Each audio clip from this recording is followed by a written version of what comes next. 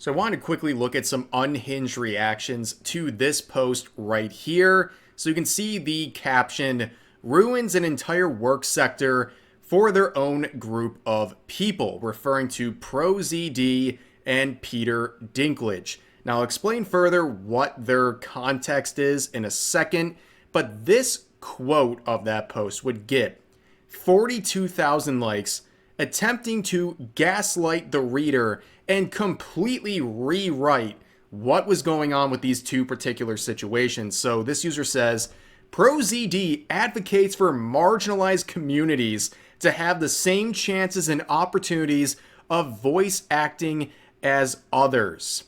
So let's begin with that one. So there's plenty of this on the main channel if you want to search that up to get all of the receipts and a more in-depth breakdown of everything. But ProZD, as he broke out into the voice acting scene, he publicly advocated for authentic casting. Authentic casting requires a voice actor to have the same skin color and ethnicity as the character they're voicing over. So if you're a white person, well, you can only voice white characters. Now, there's a very logical extension of this that goes to every single race. So under that theory, a black person can only voice a black character and so on and so forth. But ProZD only advocated for that sort of rule when it came to white voice actors in an attempt to limit their opportunities.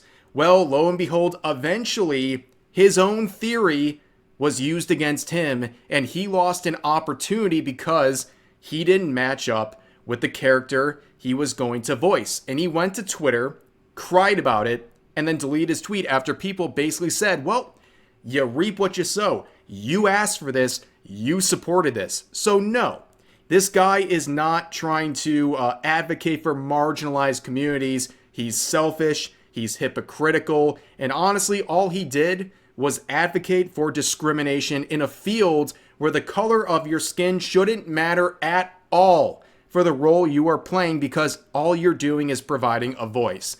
Then we see this part here. Peter Dinklage doesn't want little people to be seen as a laughingstock because they're short.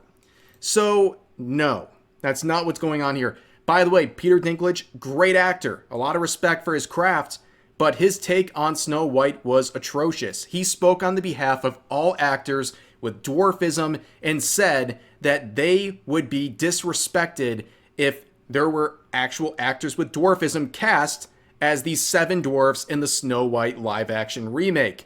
We know how this went.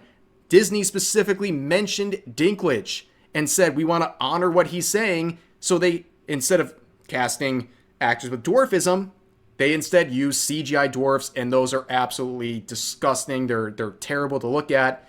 But yeah, he cost actors with dwarfism an opportunity to play the 7 dwarfs. And many actors with dwarfism spoke out and said, you don't speak for us, Peter Dinklage. You cost us an opportunity.